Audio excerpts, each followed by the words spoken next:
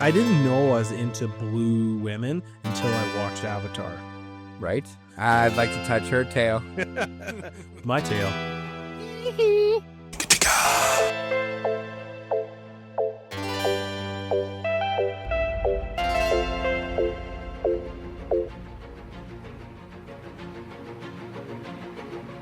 Welcome, everyone, to the Real Movie Fanatics. In this retro roundtable deep analysis, we're going into the world of Avatar, James Cameron's epic fantasy that redefined blockbuster filmmaking. From its groundbreaking visuals to its sweeping emotional story, Avatar didn't just take us to Pandora, it changed the way we experience cinema itself. Let's jump into the magic, the mythology, and a movie that proved James Cameron is still the king of the world.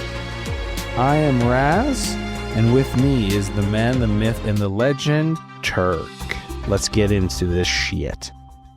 Decided to venture all the way to Pandora. Pandora's box? Oh, I wish. Neytiri's box, to be more accurate. Oh, yeah! Attention shoppers! Can I get a oh, yeah?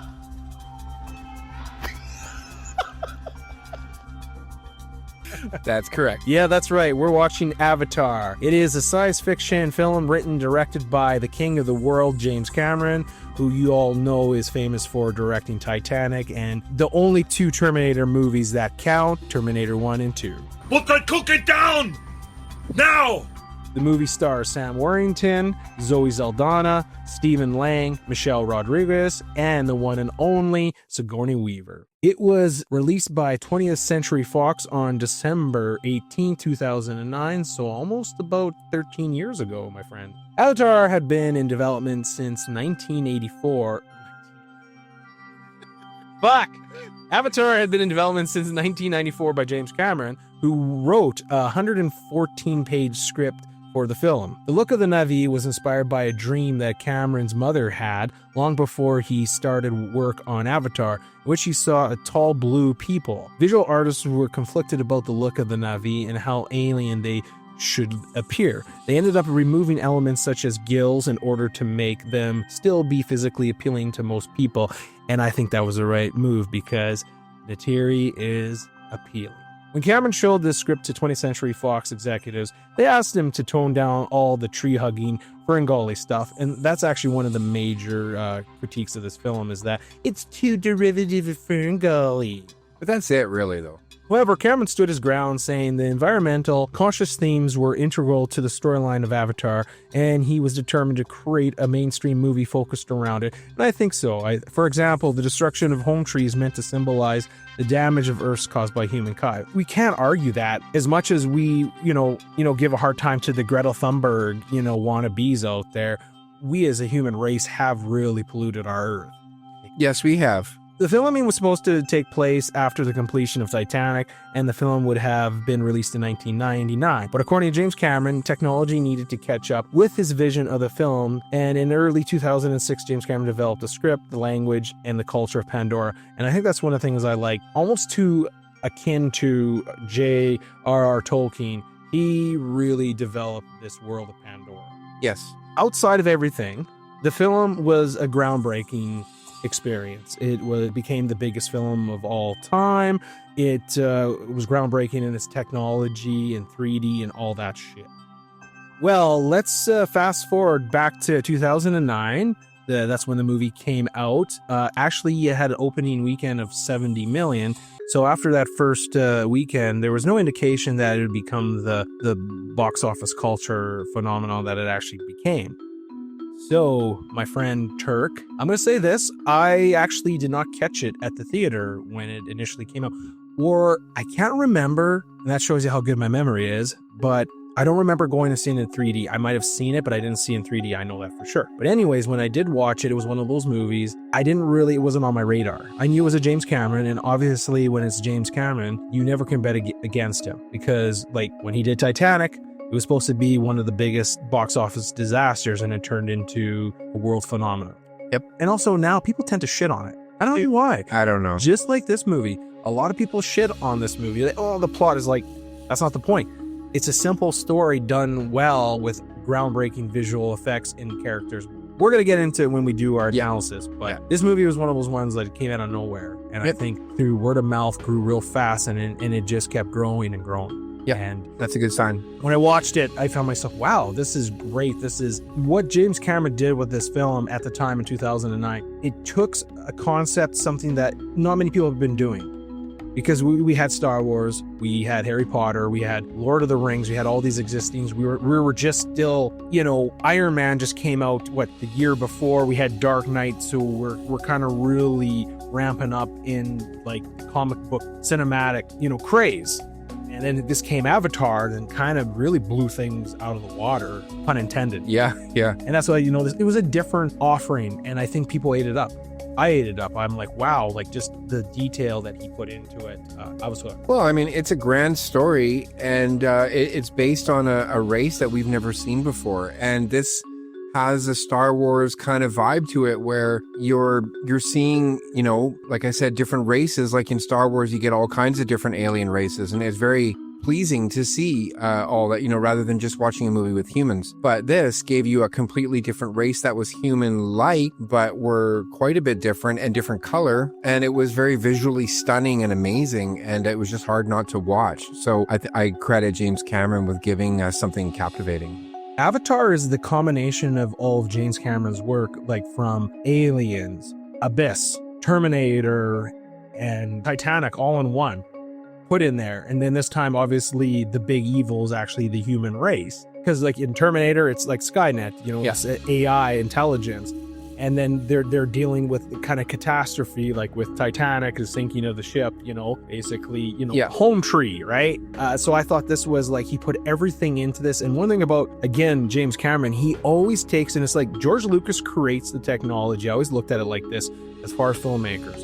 George Lucas comes in, he's a groundbreaker. He sets it up. A filmmaker here or there comes in. It always seems to be James Cameron comes in and he takes what has been created and he pushes it. So, well, my experience, I believe I saw this in the theater in 3D with the family. And yeah, I remember it being like this visually amazing film. And I'm pretty sure I watched it when it came onto DVD after that at home. Probably rented it, I think. I didn't buy it. Yeah, and then just... why would you do that? Why would I do that? Yeah, I know. I never really bought a lot of movies in my day, so I'm not really a collector, I guess you would say. Yeah, I did the rewatch a little while ago, and I really enjoyed it, and I had a lot of fun. The missus, she didn't really care for it too much, but the 3 hours for me was really good. Is it the same when you first experience it, but do you find because we're a little bit older now, do you have a different perspective? Do you have more of appreciation, or it's the same appreciation? It's just like, it's a great film,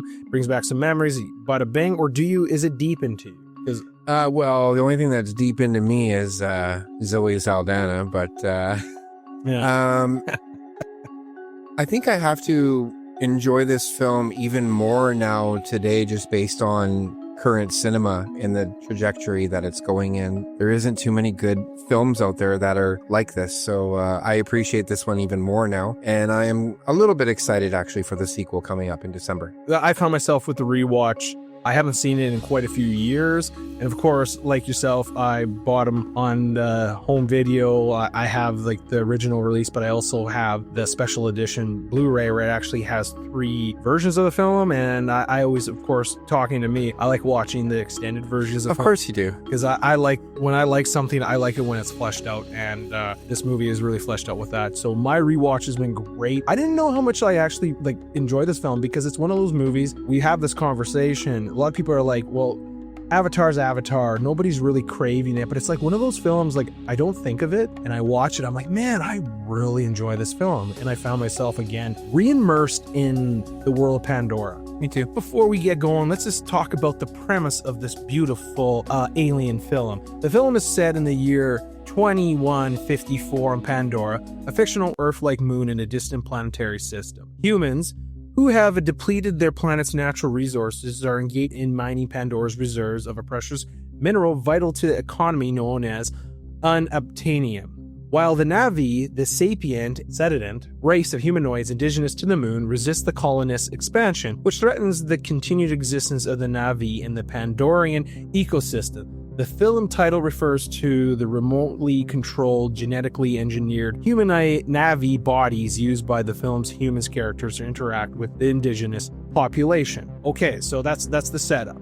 Okay, so this film, before we go there, I obviously watched the extended version. So the version I watched, there's a little bit of bonus material that you can see of the film, and one of it is actually the opening of the film. You get Earth opening, and you see Jake Sully. He kind of actually, you see him kind of just walking in public. You see him at a bar, and he actually intervenes on, of course, a helpless damsel in distress who's getting abused by her boyfriend, and obviously he's a paraplegic. Yes. So he goes after him. So they throw him outside, and he's kind of just sitting there. So you get kind of a little bit more fleshed out on life on Earth, which was interesting. There's a scene there when he's in public walking. I don't know which city it is or whatever, but it almost reminded me of kind of like the last 2 years we've been living with us wearing masks, because people in this shot, it was kind of eerie that back in 2009 that James Cameron would actually put this visual in the film, and it made me think of today. Okay, I did see this. I saw this version. Okay. So I was wrong when I said I didn't watch the extended. I didn't know this was the extended. The version that I watched, it didn't say extended. So I just watched. So it was good. I watched what you watched. So I remember the bar scene. So fantastic. So that shows you how we communicate. Yeah. Because I know. we were talking, you're like, I think I'm just watching the original release, and I'm like, well, I'm watching the extended version because you know me, right? Yeah. So then this version, did it have him witnessing his brother's funeral? Yes. Okay, so you watched the 60-minute. Yeah, I must have. Yeah. Because he's basically going to replace his brother. Fantastic at world building. They established what Earth is in the future. They established Jake Sully, like with the voiceover, and it kind of shows him where he is. He's kind of like, yes, he's an ex-military guy. He's kind of a lost cause in a way, and maybe a drunkard. Finds out some bad news that his brother was unceremoniously killed. And hey, do you want to go for a ride? I thought it was fantastic. Yeah, actually, when you think about it, 16 minutes to build a world, not bad. Yeah, and also another thing about this film, before this movie, all I knew was like, okay, I knew Sam Worthington was going to be the main character. And one thing up until then, I felt like Sam Worthington was just another one of those Australian actors that Hollywood was trying to jam down our throat that, hey guys, this is a star. Because the only last movie I saw him in was Terminator Salvation. And they're like, hey, everybody, Sam Worthington, because you see Christian Bale and Sam Worthington, and you're like, well, who the fuck is Sam Worthington?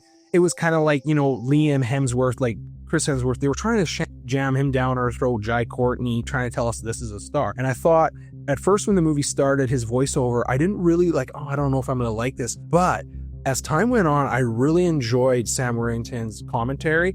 And as the movie went on, I actually grew a real appreciation of not only the Jake character, but Sam Worthington. And I'm like, man, he was right for this film. And it was like the movie, like, you might not like this guy right now, but you're going to like him later. And I liked how the film. Yeah, he grew with the film for sure. That's what I like about actors that, I didn't really know who Sam Worthington was until I watched the film. So it was kind of a nobody to me. And I thought, wow, this guy really grew with the film. As the film got great, he got great. And that's what you want in an actor. And I think James Cameron's background, because he did a lot of deep sea diving. So this is a guy that appreciates the world. So when you go to Pandora and they leave Earth, they set up, he sets up almost in a realistic way that it's like, yes, it's a science fiction film, but it felt plausible to me. And just like when, he went in cryo, 6 years basically in cryo, and seeing him journey there and talking, it felt like it could be real. Yeah, that was kind of crazy. Yeah. I would say I would actually ship Sam Worthington as the next James Bond. I think he'd be a great James Bond. I didn't really think about it, but I just thought about it a little bit ago, and I thought, man, he'd be a good James Bond. Yeah, I could see him pulling off, tidy him up a little bit. He could be a pretty rockin' James Bond. I never thought about that, but now that you mention it, let's ship him for James Bond. Let's do it. I gotta say, what's so great about Avatar, and especially rewatching it, you really get invested with the characters because it takes its time. And this is a problem in a lot of movies. A lot of characters come on there and you're supposed to like them. Here's our main character. He's good at this, or she's good at this, and you're like, you should like. Where this movie takes its time. He earns his stripes. And one of the biggest overarching themes about this film, and actually watching it again, it really kind of stood out to me, it's about finding your identity and finding your family. Because basically Jake is a guy that had family, lost his family, is leaving Earth to find kind of a new direction, a new family, kind of finds it there, but first it's with the military. But then he finds also a family with the scientists, with Grace and her crew. And then he finds his true family with the Na'vi. So it's about him going in stages and finding his family. And I really like how the movie took us through the paces. Because really at first there, when he's going on this adventure and all this, he's more, well, I'm a military guy. So when he talks to Quaritch and he's like, son, can you do me a favor? He's more down with that. Like, he's like, can you tell me everything you learn about these blue savages? Yeah. And that's great, but like in a way it's kind of predictable. You just know that the protagonist is going to end up blending well with the people he's supposed to hate and fight back against. Like, those stories are being told for years and years and years, but they do it great. Like, he does that transition really beautifully. Like you said, like he starts as like the hardcore jarhead, right? And then he's slowly learning about the Na'vi and getting into them, and then he's relaying some of it back, and then next thing you know, he's not relaying everything back like he's supposed to, and now he's doing more to protect the Na'vi. So there is a beautiful blend in there in the middle when he really goes from jarhead to like full-fledged Na'vi. It's great. I like it. Because the movie takes its time, because like not only does it kind of let set in, like it's like, here's the planet, but we're going to take you step by step and show you the ecosystem. This is a different world. Obviously humans can't breathe on this atmosphere. So it's almost like you can't breathe right now as a viewer, but as time goes on, you're going to breathe really good. Yeah. And one thing that was like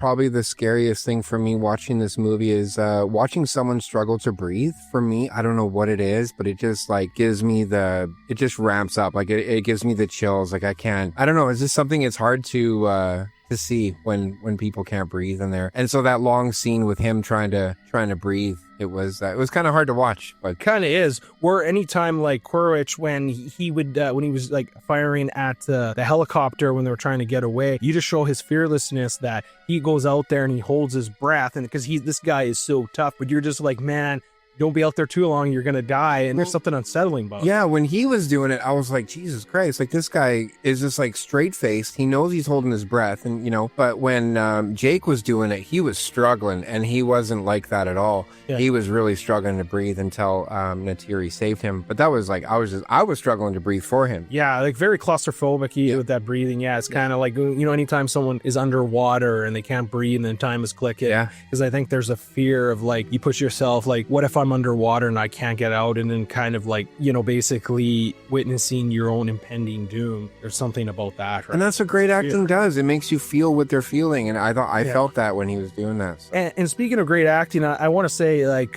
Sigourney Weaver, again, it was fantastic in this film. Chef's kiss. Chef's kiss. She's again, like, I mean, we all know her as Ripley from the Aliens franchise, and she's one of the groundbreaker of, a true strong independent woman and lead actress. Sigourney Weaver, she's awesome. She's a trailblazer. Her character's a chain smoking. Yeah, kind of like a little bit of the character she played in Gorillas in a Mist. And a little bit, there's a little bit of echo of that, but she's this hard ass. And the thing is, she knows when she sees Jake, she's like, I don't need this prick jarhead here.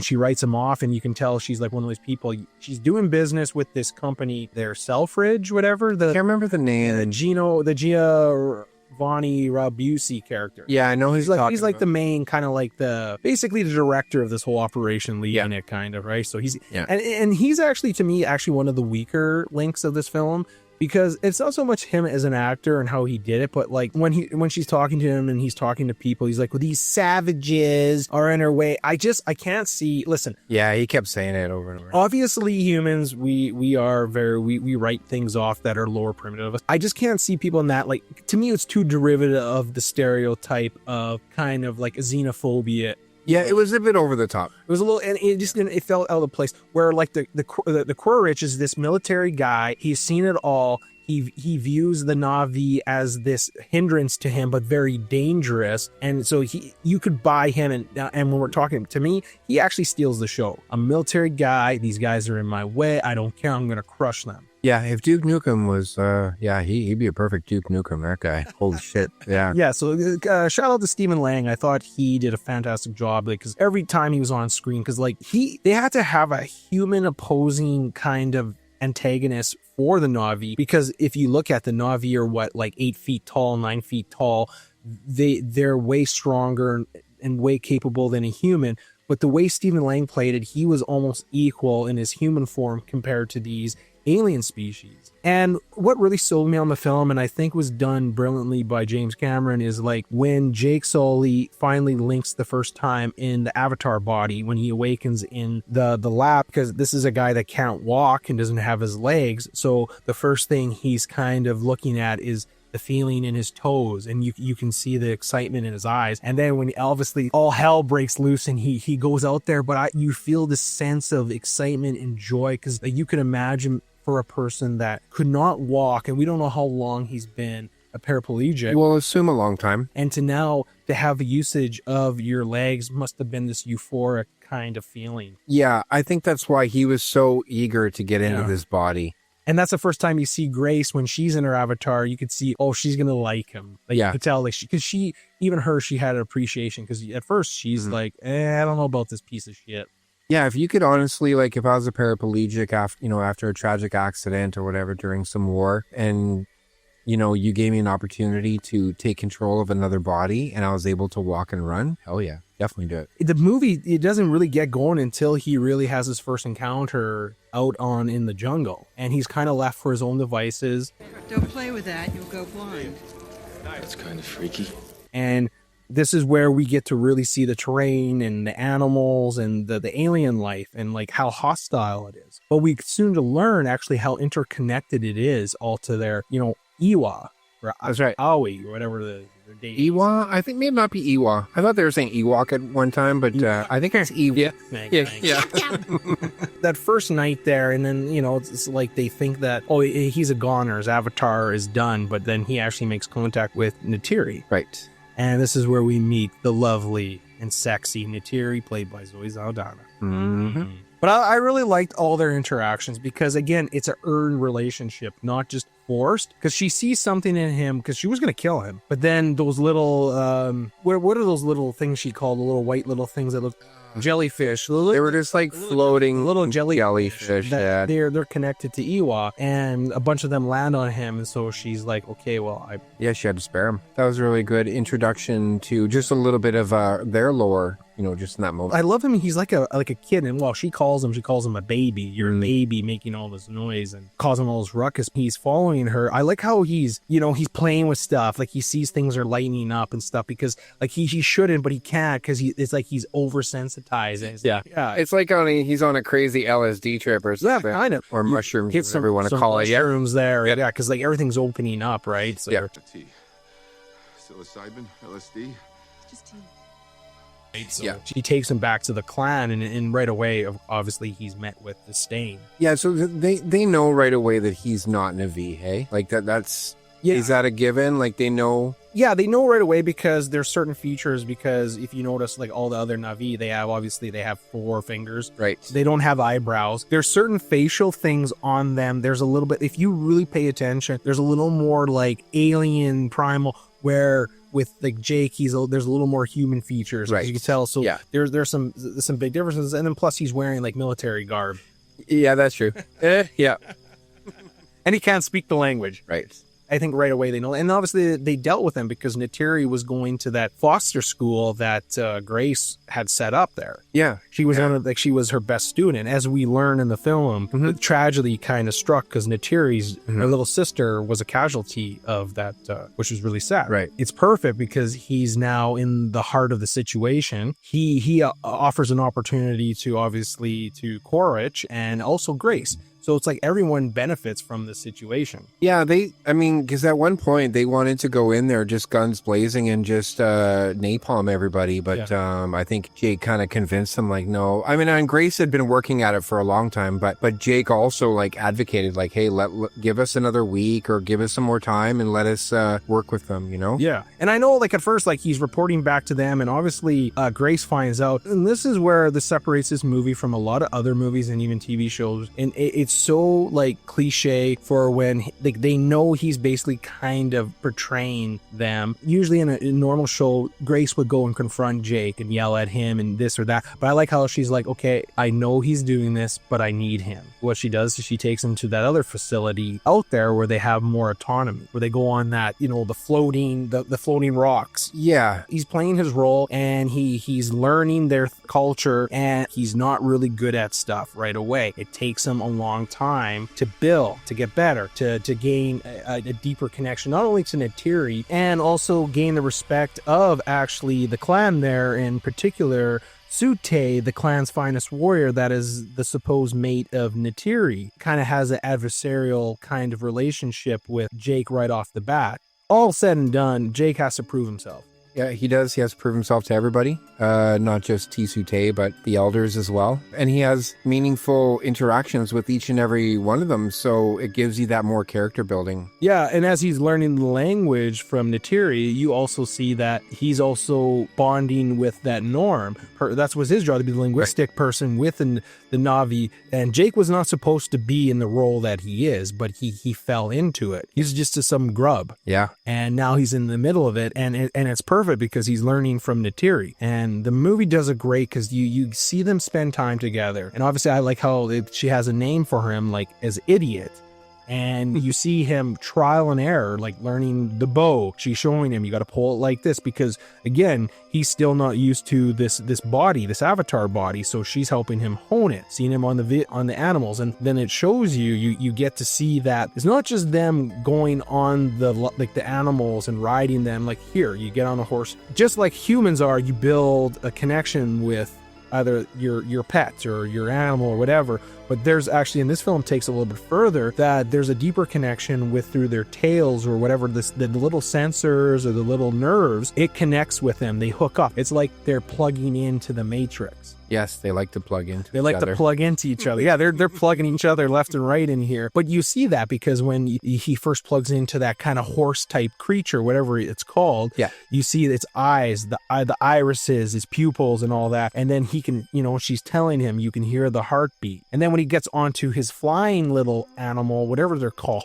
I think they're called Banshees, actually. The Banshees, it's a different meaning because actually the Banshee is like, it's a lifetime mate to you. Like that when you pick him, and I like how he says, how do I know which one selected me? It will try to kill you. Yeah. And that's a fantastic scene where he has to climb the rock and go through there, and you see all these Banshees flying there. And everybody, like, you could see Sute, he's like, oh, this guy's... Oh, yeah, he's dead. He's dead. He's done. And then you see, and this is where you really see how Neytiri does care for him, because she wants him to succeed, because now, she's on his bandwagon. That's right. Yeah. No, I like that too. That was, and you could tell it took him a long time to harness that control of the Banshee, and also with the horse before. Yeah. And this is where the voiceover works really well. Not only do we get the voiceover, but then I like how there's those video vlogs that he makes, which they come back to bite him in the ass later. Yeah. Up until then, doing like vlogs and video, that was unknown to us back at the time. Yeah, so in a way, that was like the first iteration of someone being canceled.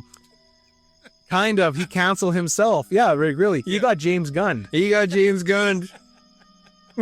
But yeah, because now everybody, like, look what we're doing, like where people make videos and they're talking, and this is what Jake was doing. And if you think about it, the connection with the Na'vi on Pandora is essentially like an organic internet. Everything is connected, and you connect to whatever you're riding, you connect to the trees, the land, the grass, the flowers, you name it. Everything is connected. And the RDA, because they think that the Na'vi are hiding because they have unobtainium, they're hoarding it. But what they don't realize is, no, the Na'vi, it's the planet itself. It's the interconnection. It's the wiring. That's what's important. Well, it was mostly that big tree that was on top of that big deposit is what they were after, but it wasn't about the deposit underneath the tree. It was the tree that they were protecting, because it was the biggest. Well, the spirit tree. Yeah, it was huge, and that was what they were protecting. But the humans didn't know that. Yeah. They were like, no, just go after the unobtainium underneath. Yeah, they just disregard, and then like, I think it's funny. It's called unobtainium. Like they were unable to obtain it. You know what I mean? Like, is there a pun in there? Yeah, it's got to be a pun. Unobtainium. Yeah. We had to You can't have this. Yeah, well, it kind of makes sense. They had to travel to this distant planet. That's right. kind of curious, like what the state of Earth is, because obviously they need this unobtainium because their planet's dying. Because you don't get a lot of info about the state of the world at that Could point. we get, I don't know if this would be relevant to the story, but is there a way that he could maybe give us what the Earth looks like in the sequels? Do you think we'll get a hint of that? Or no, are we just going to completely do away with Earth and just be strictly Pandora? Well, that's a good question. I'm kind of interested. I figured there would be some connection to Earth, because why are they now wanting to colonize Pandora? Right, so are they going to send more troops? Or are they sending more people? Or you know what I mean? Because they sent them back, right, at the end of the first one. As we learn through Jake's vlogs, that it starts off, he's just kind of dictating what he's learning. But over time, he does a flip. At one point, he's living his world, and the fantasy world is when he's in the Avatar. But as time goes on, Avatar becomes the real world to him, and because he's getting a deeper connection to it. And then the human world is the fictitious one. And there's a flip of it, because like there's a great scene of him in the extended cut where Grace is like feeding him, telling him you got to eat, and he's like, you know, I was like eating this whatever from this animal or whatever today, and then he's looking at this packaged shit, and you can just see the sorrow in his eyes, like, man, what is real? Yeah, I don't mean to deviate again, but I do see an allegory here where this is essentially like virtual reality, where you're choosing to live in a virtual world as opposed to your real world, and the whole thing about forgetting how to eat and drink and go to the bathroom, like that's coming. And I mean, and to serious people like who are like into gaming and stuff, it's already happening. Like, you know, it's our worlds are being blended, and now we're like, we don't know what is real now. I'm not a gamer myself, I can't speak upon it, and there's probably lots of positives of it and stuff you can connect with people, but there's got to be a risk that people that's the world they prefer, because a lot of people, they will just go home, play all day in their video games, and they lose like self-awareness and actually when they have to go in the real world. And I think that's kind of a double-edged sword. Yeah, so that's what I got out of that. Yeah, I think you definitely do, because like really this movie, again, you can see that there's a connection. Like, in a way, it is kind of like a Matrix. Jake is, when he's living his life as a Navi in Pandora, that's the red pill. He's happy. Or the Crimson Castle, so we got to be careful, red pill. You don't want to get flagged there.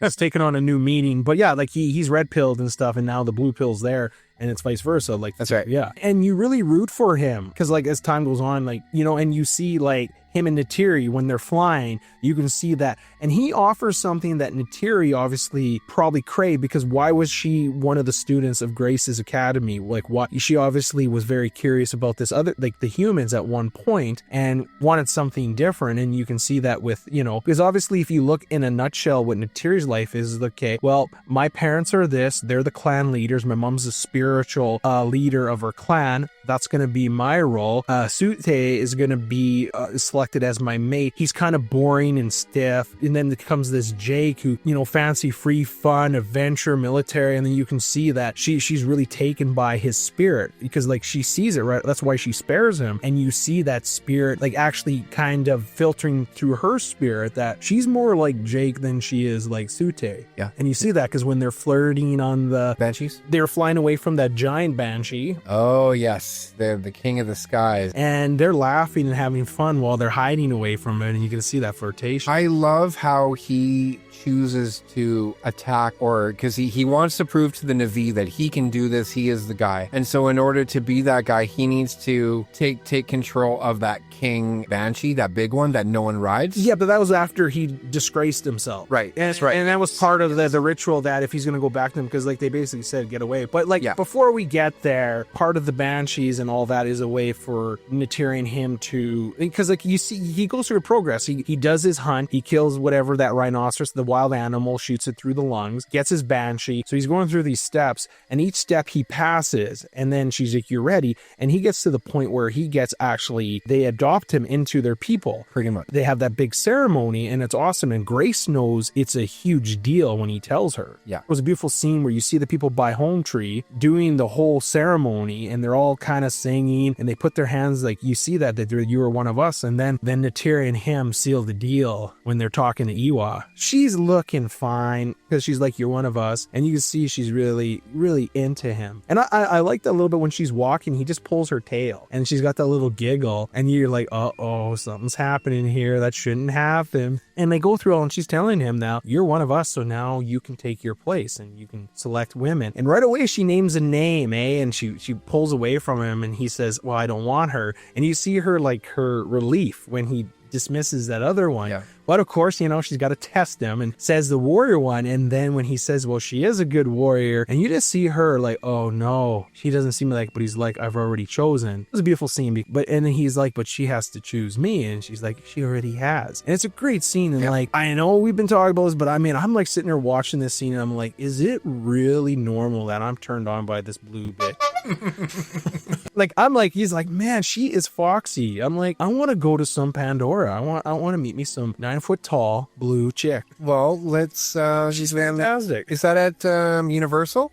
Or where is Pandora? They have an amusement park somewhere. Yeah, Universal. Yeah, let's go there. Anyways, but it's a great scene. And I like how like the reality kind of starts setting in when it's like it goes into like a dream state where he's going back into like out of his pod there. And she's like, we're mated for life, forever. And he's all of a sudden he wakes up and he's like, what did I do? It's like, oh, he's got post-nut clarity big time. Yeah. You fucked up. Yeah. But that's where things really take a turn kind of in the film. Yes. What have I done? We do see that Jake gets ousted when they find out his true intentions with the tribe. Yeah, so they find out their plan, that he was there to kind of infiltrate. Isn't that typical of like a dude that after he sleeps with the woman, then he comes clean? Yeah.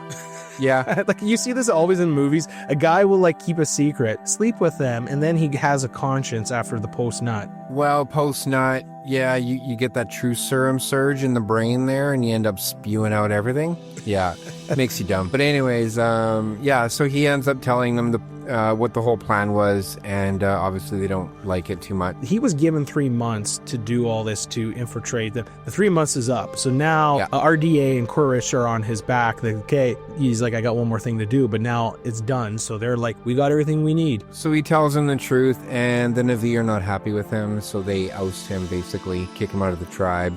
And he's trying to warn them that, you guys are going to die if you don't, listen to what I have to say. And they're like, no, get out. We'll defend our own place on our own. And they find out the hard way that they do get trampled a bit by the humans. So in order for Jake to kind of show them like he means business and that he is true to the Na'vi, that he needs to tackle the sky's most dominant predator, and that is that big huge banshee. I can't remember, there was a name for the banshee. I can't remember the name of that specific banshee, but because I'm not a professional, that he realizes that in order, like, what does that bird fear in the sky? And he realizes that bird fears nothing. That bird does all the predatory stuff. So in order to take care of this bird, he realizes he needs to attack it from above, because that's what a predator would do. And so he realizes that bird is naive to that. So he, sure enough, goes up with his other little bird there and attacks him from above, and then jumps on him and eventually connects with him and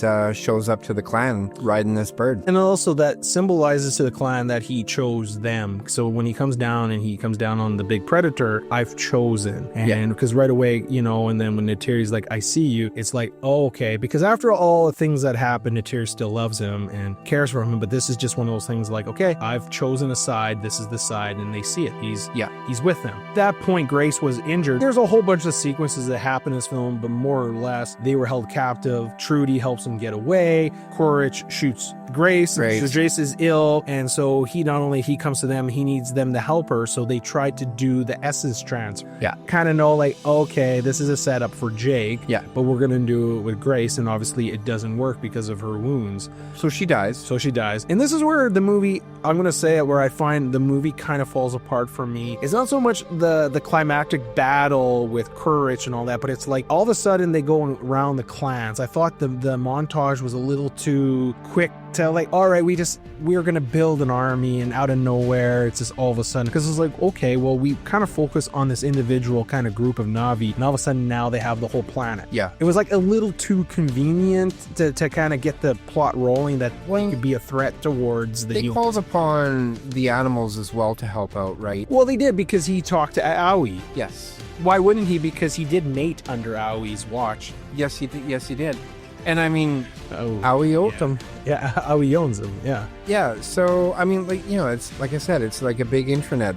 The whole planet is connected to each other, and when one species is in trouble, I believe that has the planet has the power to send help. It was a good scene, but on the other hand, I thought it was a little bit corny. That's where the only time I felt this film was a little bit cheesy was like when they were at that moment where the Na'vi were lost. It was a lost cause. The humans are winning, and then Neytiri looks like she's gonna do one last sacrifice, but then planet strikes back, and it might have been more so like the music was a little too like Lion King-y for me. So I got what it was, it did, but I thought it was a little bit cheesy. That's the only thing about the film. It took me out of it for a second. It's like, oh, this is a little cheesy. Okay. But then after that, it got back into it and was fine. Yeah. But, you know, it's like, oh, it's a little too convenient. But in the defense, the film did really set up that this is an interconnected, spiritual, higher, like Aoi and stuff. It was not like it came out of nowhere with the animals. Yeah, it was set up. It did set it up. It was just more so, it might have been the music and kind of like, because it was dire, then it was like this happy, like, la, la, la, la, la, la. Yeah. And then you see all these animals run in, and it was like, all right. Yeah. Oh, it was fun. So then we get this climactic battle between Quaritch and Jake and Neytiri, and like he's going to like, okay, I'm going to go and get the real Jake. Because if I kill him, I kill Jake. Right. So, because basically this is his last ditch, and it's a great scene when he's in the mechanical suit. Because I think Quaritch, what's so iconic about him, he has these claw scars on his face, and like, you know, and like he's talking about it, like this is his rough and tumble guy, like he's this military guy. Like to me, like everything he says, this is Papa Dragon. Yeah. I want to be home for dinner. Let's make it high and tight. That's like, right. It's kind of hilarious, but last ditch, big thing, and then, you know, he gets 3 arrows, not 1, 3 arrows. That's right. To the heart. Yeah. Yeah. And somehow he's going to be back for the next movie. I know. Well, if you die on Pandora, You don't really die. That's- Neytiri finally meets Jake, like the human Jake, and I thought it was a great scene where it's like they played out before I see you. And it's not just that I see you, and I like the symbolic meaning of that I see you. It's not just necessarily I see just you, you know, I see you, your family, this planet. Like I really like the deeper connection meaning of what that I see you means. Yeah, like, and then that moment, like I said, the not being able to breathe moment, that was a really great scene for me. I loved it. It was the rush to get him to that mask, to get the mask on him so he could breathe, and just everything she did for him in that moment was awesome. Because I think right there, that really, it really shows you like how much he meant to her, because like it's the human and stuff, because she throughout the whole film saw the Avatar version, because she knows he's not really a Na'vi. He's basically in this humanoid body. Yeah. But to see how she connects, so to see her finally connecting with the human Jake. Yeah, because they were It's nice face to see. face, you know, with his human form. So like that could have been like really shocking for her. Yeah, and then the movie kind of has the Phantom Menace ending where they send back the Nemoidians, the Trade Federation, aka the RDA, back to their planet, and then they go off, and then they have the essence transfer, and then his eyes open, and it's just perfect to end the film. Yeah, no, it was. And it, of course, it kind of leaves you wanting more, because you're like, oh my God, what's going to happen next, right? So then we had to wait 13 years. Yeah, this is only 13 years for the next one. Yeah, but, thanks, James. Yeah, thanks, James. Well, I get better than 36 years after Top Gun. That's right. But did people want more from Top Gun? No one asked for Top Gun, and we got it. And guess what? No one asked for Avatar 2, and we're getting it. I was thinking about that. I don't know. I think the people that are really fans of Avatar, like the Avatarees, I bet they were asking for. But was it asked? Sure. Was it asked for in a mass, like kind of fan frenzy, like, you know, we think about Star Wars or all this stuff? Probably not. I don't think any movie can do that, really. But who knows? Like we'll find out after Way of the Water comes out, because you and I were talking about this. I find myself more and more excited for this movie, what I've seen, and just thinking about it, and then going back and revisiting this film. Because that's the thing, is like this film, we were talking about this movie, I find gets a bad rap. Like people, it's weird. I don't know what it is about James Cameron, especially Titanic and this movie. These movies are like 2 of the biggest movies ever, I remember the fan frenzy of these films. I remember going to Titanic. I remember experiencing the Avatar. Why now everybody doesn't like it? And it's like, Yeah, no, I think once it comes out, people will change their tune. People are gonna love this. I really hope so. we're seeing some early good stuff because they re-released Avatar and it was like, it made 75 million. It's been released Wow. countless times in the theater. Yeah, it's a theater experience. You have to see this in the theater. Yeah, like again, Avatar opened only 70 million at the box office. So I know now we kind of live in an era where movies like this are really front loaded in its opening weekend or its first weekend. And then they drop off. Yeah. But I got a feeling this film because of I think this movie is going to bring back the 3D experience a little bit. Yeah. I feel like that because Avatar in its day was, you have to go see it for the 3D. Yeah. We are going to see it in 3D. Yes, I'm we will. pretty excited to see it. But I'm really excited. I know the runtime's long, but like I'm excited for the long run time. Like movies like this, the more the merrier for me. I'm getting a piss bag. There is always depends, or how about just maybe watch your fluids beforehand?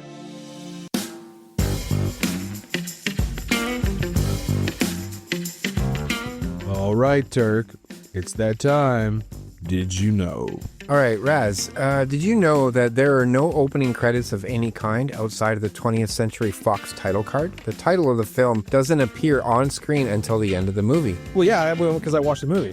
There you go. Also, did you know that Jake's atrophied legs were prosthetics created by Stan Winston Studio? John Rosengrant took a mold from the legs of a paraplegic who was approximately Sam's skeletal size and then created rubber legs. Sam's actual legs were tucked down through the chair and digitally removed in post-production. Turk, did you know that Matt Damon was offered the role of Jake Sully? Yeah, because that was my last one. Well, that's all I had. All right, well, thanks for that. Okay.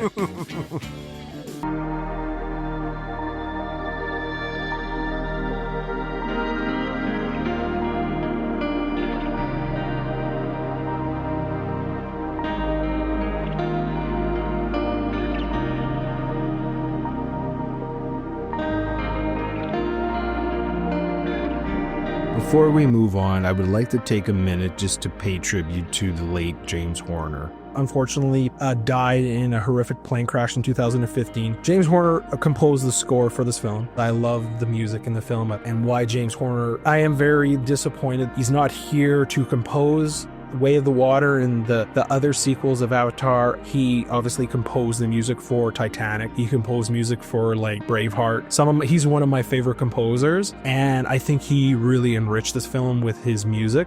He's greatly missed for me as a film fan. You listen to Legends of the Fall, a lot of his movies, his score, it was different.